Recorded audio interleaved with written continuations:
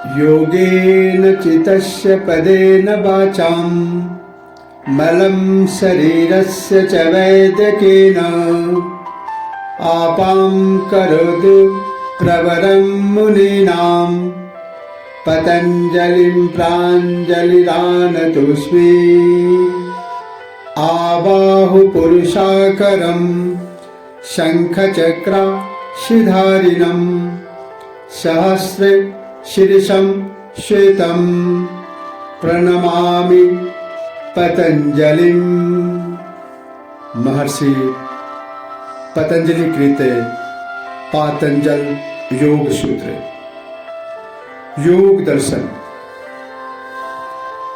महर्षि पतंजलि कृत योग दर्शन मुख्य रूप से 4 भागों में विभक्त है, जिसे पाद कहा जाता है। प्रथम भाग समाधि पाद, दूसरा भाग साधन पाद, तीसरा भाग विभूति पाद और चौथा भाग कैवल्य पाद। अथ समाधि पादः। प्रथम सूत्र अथ योगानुशासनम। महर्षि पतंजलि ने योग दर्शन व समाधि पाद का प्रारंभ योगानुशासन शब्द से किया है। वास्तव में योगानुशासन शब्द परंपरागत योग विषयक शास्त्र को आरंभ करने की बात करता है। इसका तात्पर्य है कि यह योग विषयक शास्त्र परंपरागत है, सृष्टि के आदि काल से चला आ रहा है। किसी भी मार्ग पर चलने के लिए अनुशासन आवश्यक है। अनुशासन पूर्वक मार्ग पर अग्रसर होने से लक्ष्य तक पहुंचना आसान हो जाता है। कल्पना करें, यदि कोई वस्तु बाहर रखी हुई है, उसे भवन के अंदर ले जाना है। इसके लिए 3 लोग नियुक्त किए गए और तीनों प्रतियोगी बलपूर्वक उस वस्तु को अपने अपने तरफ खींच रहे हैं। तीनों ताकत तो लगा रहे हैं, किंतु लक्ष्य के तरफ नहीं बढ़ पा रहे। यदि तीनों लक्ष्य को समझकर अनुशासन पूर्वक एक साथ एक ही दिशा में बल प्रयोग करेंगे तो लक्ष्य तक पहुंचना कितना आसान हो जाएगा। महर्षि पतंजलि इसी आसान मार्ग द्वारा लक्ष्य तक पहुंचने के लिए अनुशासन की बात करते हैं। यदि कर्मेंद्रियां, ज्ञानेंद्रियां और अंतःकरण एक साथ संयुक्त होकर अनुशासन पूर्वक एक लक्ष्य के प्रति अग्रसर होंगे तो अपने जीवन के परम लक्ष्य तक आसानी से पहुंच सकते हैं। अपने जीवन को, मानव जीवन को सफल बना सकते हैं। योग की परंपरा अत्यंत प्राचीन है। यह संपूर्ण सृष्टि, प्रकृति तथा पुरुष के संयोग की ही अभिव्यक्ति है। इसीलिए इसके हर कण कण में वह पुरुष चेतन तत्व व्याप्त है। प्रकृति जड़ है, जो पुरुष के संयोग से ही अपनी अभिव्यक्ति की क्षमता प्राप्त करती है। जीव का विकास भी इन दोनों के संयोग का ही परिणाम है। ये दोनों तत्व इस प्रकार संयुक्त हैं कि इनकी भिन्नता का ज्ञान सामान्य जन को नहीं होता।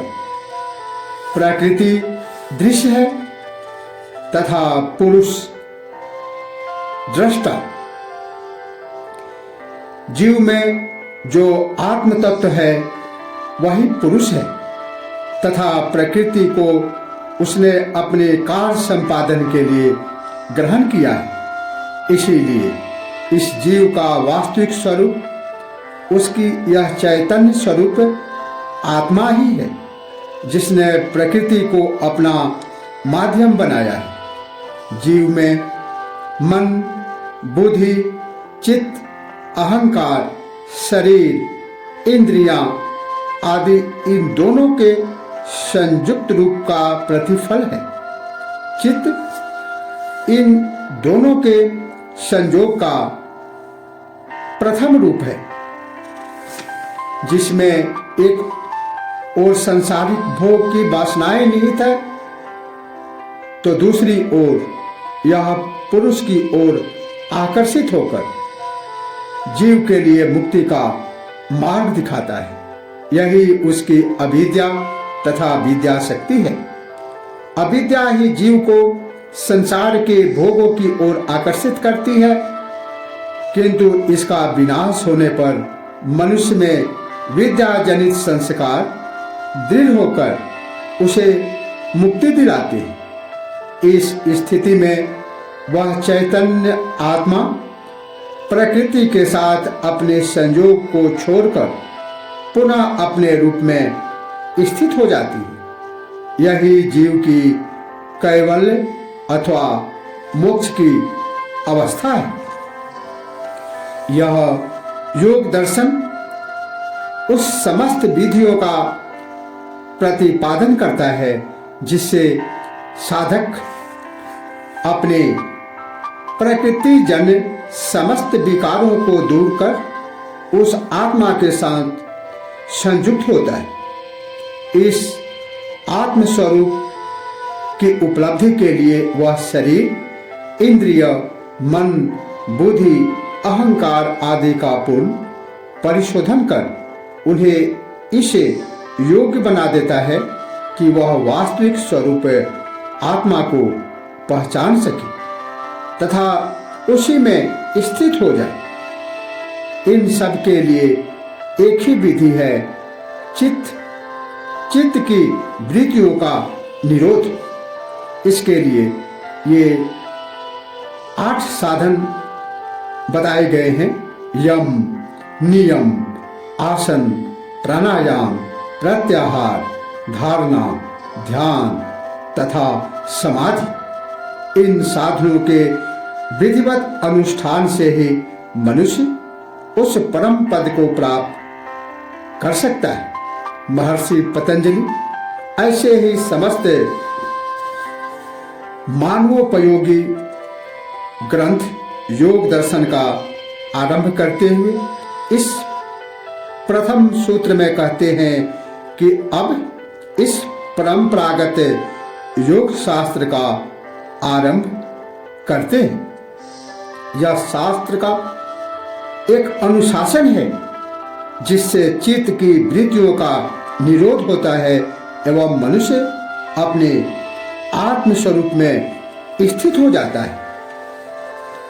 यदि इस सूत्र के शाब्दिक अर्थ को देखा जाए तो अथ का अर्थ होता है अब, अथ तदनंतर, उसके बाद अथवा अब। योगानुशासनम अर्थात परंपरागत योग विषयक शास्त्र। सूत्र का अर्थ है अब परंपरागत योग विषयक शास्त्र आरंभ करते हैं। अंग्रेजी अनुवाद।